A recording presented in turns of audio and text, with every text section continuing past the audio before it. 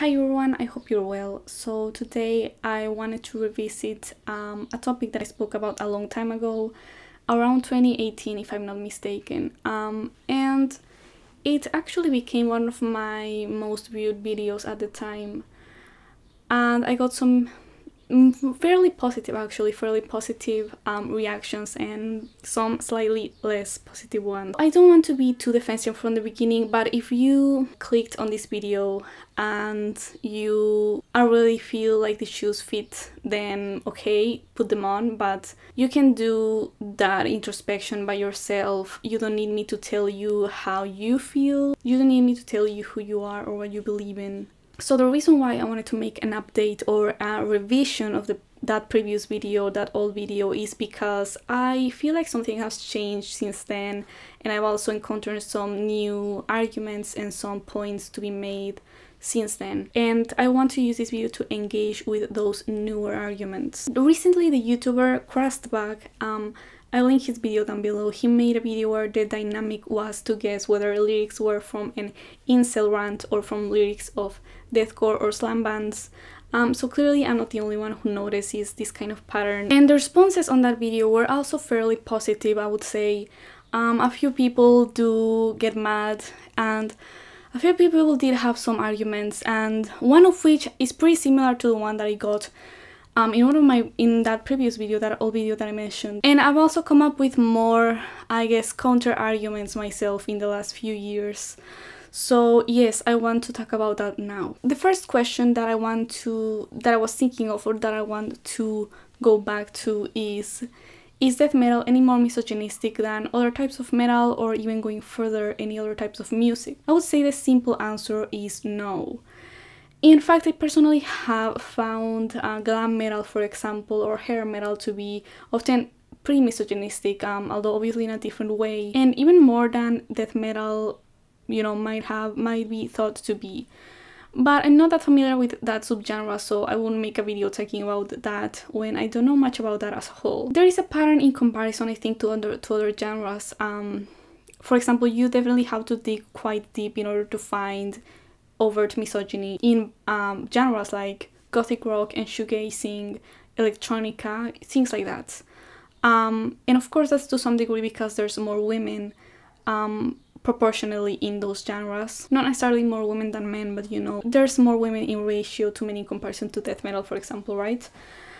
And also even other metal subgenres like doom metal, gothic metal, and of course same thing happens there. There's slightly more women in those subgenres, which could like more or less explain it. But it's also because the lyrical themes that are expected of all these genres are just different. So some are going to lend themselves to, you know, violent thoughts, I guess, or violent lyrics than some others are. Also, don't think that just because I specifically associated death metal with misogyny in that video, that means that it's the only genre that I see that issue in. In fact, when I talked about King Von's studio album in one of my recent videos, I straight up said that one of his songs was misogynistic, and I do still stand by it. But the thing is that that video was specifically about genres and artists that I just wasn't familiar with, so of course, why would I make a video talking about genres like rap or folk or whatever, when I could talk about something that is more close to me and that I'm more familiar with, and that I just haven't seen that many people talk about as well, because rap, you know, misogyny in rap gets brought up pretty much any time that someone is criticizing the genre. Another question or issue that gets brought up, or I guess an argument that gets brought up, is that death metal deals with violence and gore in general, so why should it exclude misogyny, or why should it exclude violence against women?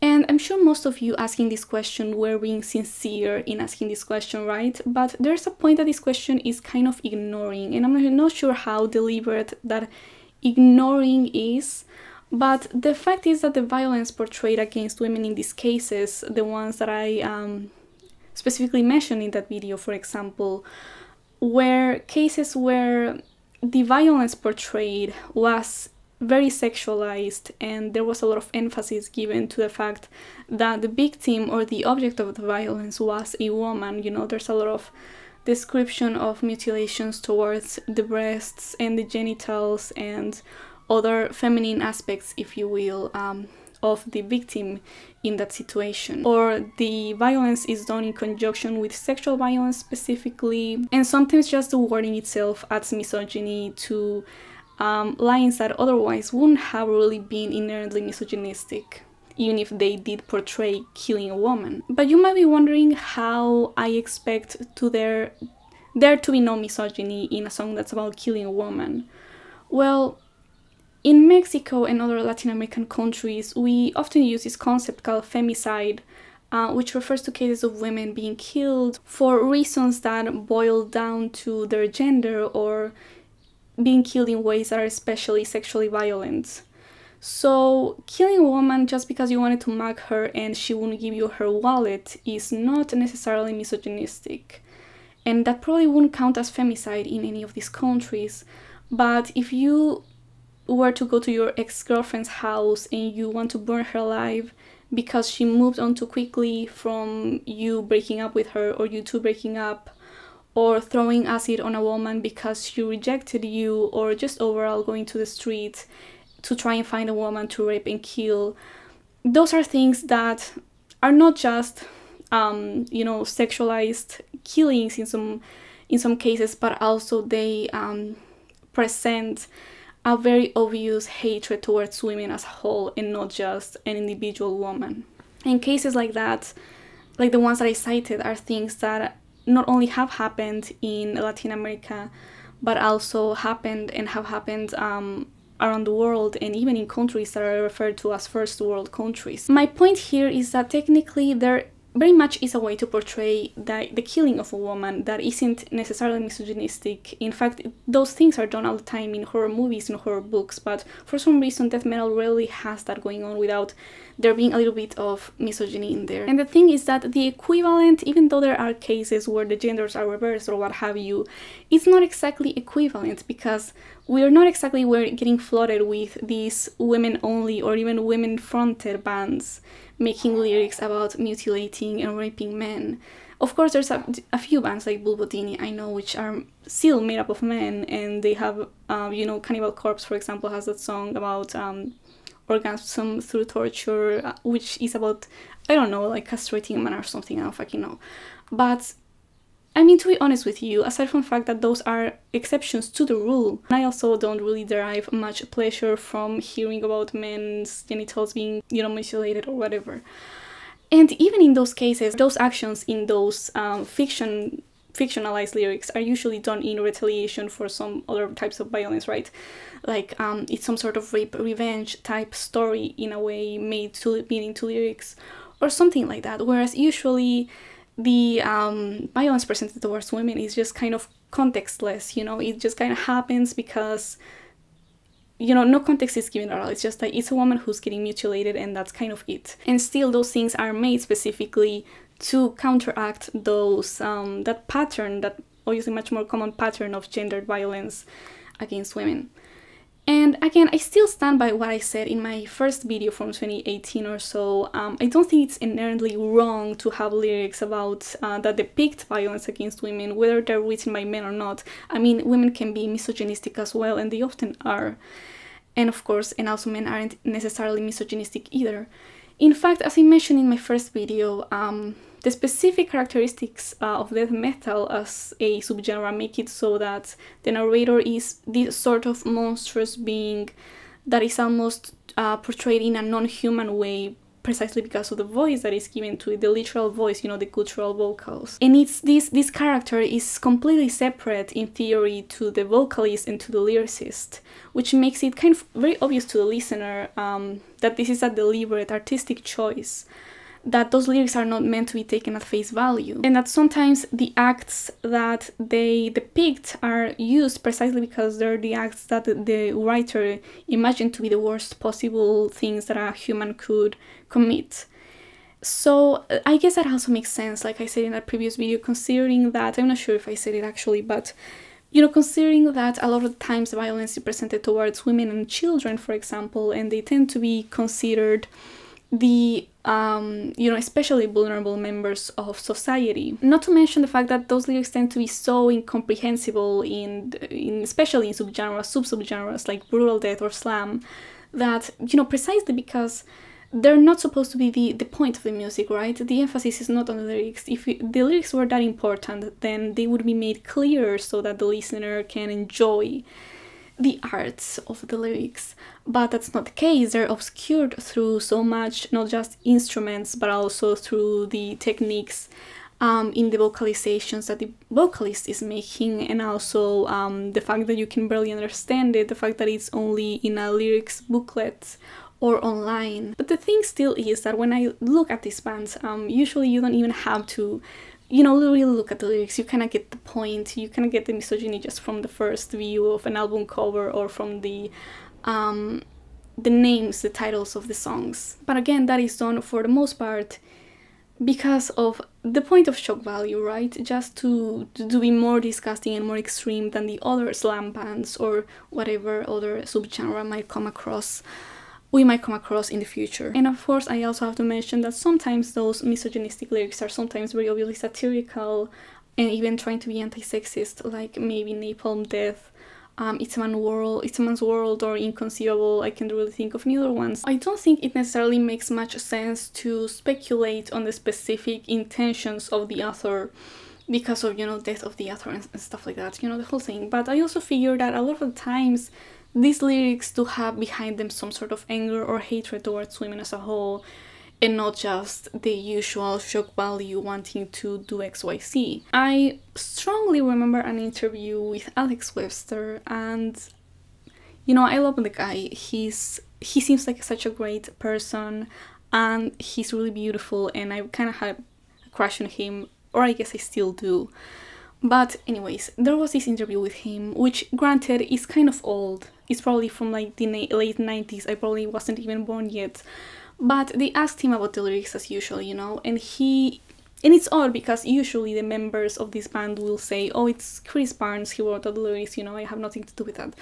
But this time he actually did say something about how they might serve as some sort of release when you fought with your girlfriend or something of the sort. And honestly, it kind of did throw me off. I'm like, maybe he just said it without really thinking about it much, and he didn't necessarily relate it himself, you know, he didn't necessarily relate to that himself, or he necessarily wasn't expecting his fans to feel the same way about those lyrics.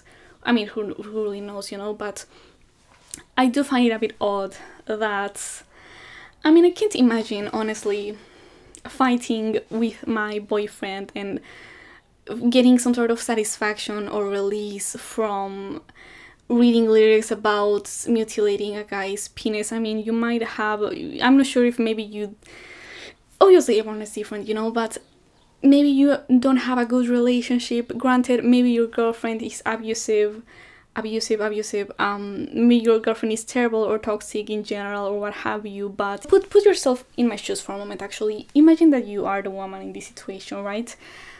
You go on a date with a guy, and you know, you're always being told to, you know, look out for guys who seem dangerous, etc, right? And you've also heard of a lot of cases of guys killing their would-be girlfriends or their girlfriends or ex-girlfriends or whatever, and, you know, you want to be careful because you appreciate your life, you like living, you know, you would rather keep on living. And, you know, let's say you're in this situation, right? You go on a date, it's the first or second date, you ask your date, you know, the guy in this situation, what his favorite band is, and he goes, Devorment. You know, my favorite band is Devorment. Let's say this is 2018 or so, you know, before they started to change the lyrics and stuff. I mean, what would you do in that situation? Let's be honest. And of course, let's assume that you would even know Devorment. Let's assume that you do know that band. And of course, listen, I would understand if you're a guy who likes Devorment. You know, you enjoy their music a lot for whatever reason that may be, and of course, you don't necessarily even listen to the lyrics or even know what the fuck they're saying in the first place. You probably don't even care, you only like the instrumentals, that's all that you care about, you know. That could very easily be the case, especially in a genre like this. But if I were to hear that, I'd be like, you know, I can't honestly say that I wouldn't think about that at all. I probably would very much question it to myself, whether I think that it's a smart idea to keep dating him, knowing that he, you know, Dilly really likes to go to listen to those things, to listen to stories about you know, killing, mutilating women and such. And you know, one thing would be if your favorite band was Cryptopsy, but you also like the Vorment, or you know, some other thing, I don't know, but you know, the Vorment's favorite band, I'd be like, okay, I'm not sure about that one. But anyways, the point here is that if you were to say that to me, I would only be able to take that in context of what you are like as a person overall, right? I mean, what you treat me like, whether you think I'm, you know, whether you treat me like I'm a human, and the whole thing. In that case, I would probably, I don't know, I would probably guess that maybe you take the lyrics as some sort of anti-example, or you maybe don't even look at the lyrics again, like I mentioned, which is very likely. You know, I don't think it's inherently wrong to portray violence against women. And I'm not trying to censor anyone or prevent anyone from, you know, making those lyrics if they want to. But if you make those lyrics, don't be then surprised if someone says that that music is misogynistic or has misogynistic lyrics or whatever. I mean, why would you be surprised when you yourself put it right there? And I also know that a lot of people have this kind of innate response, or this knee-jerk response to these type of discussions in the first place, in which they say keep politics out of metal, there's no point to even discussing this first place, this shouldn't even be discussed in the first place, which I acknowledge in my first video, but again, or I'm not sure if what exactly I said in response to that in my first video, but now, I mean, there's politics in pretty much all subgenres of metal. If you are, you know, putting those lyrics out there, if you have lyrics that just talk about any sort of social issue at all, you are essentially discussing politics in your music, whether that's talking about women as a whole, as a group, you know, as a social group or whatever, or even having more vague or general assessments on society and how it works and living in a society. That still is to some degree intertwined with some sort of political view, because, you know, that's just the nature of politics. It affects all of us in some way. So don't hide from these discussions. Next point is that most of these bands that I've been talking about don't even have lyrics like that anymore, which is true. In fact, that's one of the main reasons why I decided to make this revision or this update on that video. A lot of these bands just have moved on from this. Even the Vorment, who I heavily mentioned in the 2018 video, they had this interview around 2019 or so, among other bands of the same type, or rather they have this thing in common, where they admit to have been leaving those lyrics and those images behind. And of course that, I think, is partly maybe because of a cultural shift in the last few years, but also because they as individuals also have just been changing. I mean, a lot of these people just aren't quite as young anymore. They have started to grow up, and some have gotten married, and some have had children, some of which have been maybe girls. And I don't think it's a coincidence that a lot of these bands that I've been mentioning, or a lot of bands, even older bands like Cannibal Corpse and such, they have started to tone down the misogyny as they started to also become full-on adults and to have children in some cases. So it follows that a lot of the times these band members were just initially socially conditioned to some degree to sexism, you know, your regular average sexism that happens, you know, just kind of on a daily basis, I guess. And also weren't maybe interacting with that many women on their daily life, so they never really bothered to look at things from their perspective until they had a female child, or they started to get really close to a woman enough to marry her, or what have you. But those might also not be the only reasons. A lot of people have pointed out in some articles about those interviews that killing women, these lyrics about killing women, have become somewhat of a cliche at this point. And naturally, in art, when something just gets overdone and it becomes a cliche, it just starts to not be done as much anymore, because everyone has acknowledged that it's a cliche.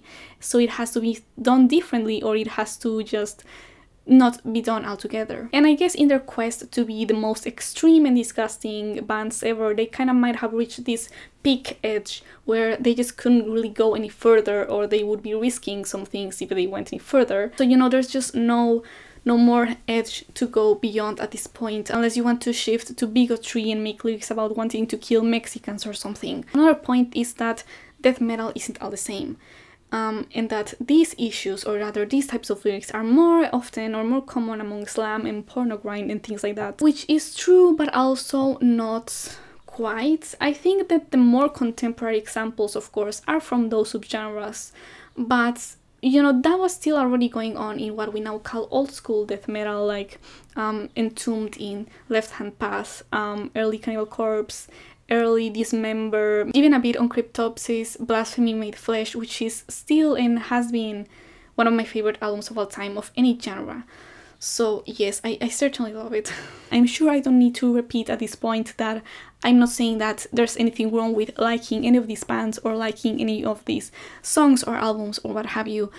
It's just a matter of, you know, looking inwards, questioning sometimes. You know, you can certainly be critical of things that you love. Another thing that I feel like pointing out is that death metal just, for the most part, tends to be either about death as a concept as a whole, or things relating to death as a whole that aren't necessarily related to violent deaths. And they sometimes are just about a very wide array of subjects, because of course the name of the subgenre is death metal, but that mostly just refers to a specific sound, not so much a collection of themes that it can relate to. In fact, I'd say that death metal has a pretty wide array of topics, including war or anatomy type, gore that isn't necessarily violent, and just usual gross out type lyrics, politics, nature, general reflections on the world and maybe the end of the world, history, religion, just introspective lyrics, fear of death or anticipation of death or fear of certain ways of dying, some physical or mental illnesses, what happens after death. There's a lot of things that can happen in the lyrics of death metal while also fitting that sound that it has, which is of course very extreme. There's just such a variety of things happening, you know, in this beautiful genre and subgenre, so I don't want to associate that one thing, you know, misogyny, with just this huge thing that for the most part I would say, if you take just a random death metal band or song, you are most likely not going to get anything misogynistic from it. I would say for the most part it seems to be fairly genderless, but there is a pattern of it happening as well, and I think it is not uncalled for to just point it out, especially because talking about it and even criticizing it is not the same thing as censorship or me preventing you from, you know, expressing your artistic views in whatever way you might see fit. But again, as I've said before, you know, freedom of expression is also a two-way street. So if you can express yourself in this way, I can also criticize it. So if you actually have been sticking with me the whole time, I definitely want to thank you, because I know that maybe a lot of people will have clicked off from this video just kind of assuming that I'm gonna say things that I'm not going to say.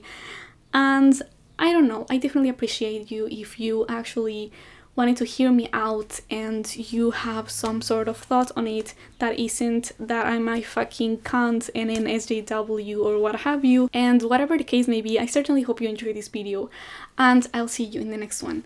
Bye!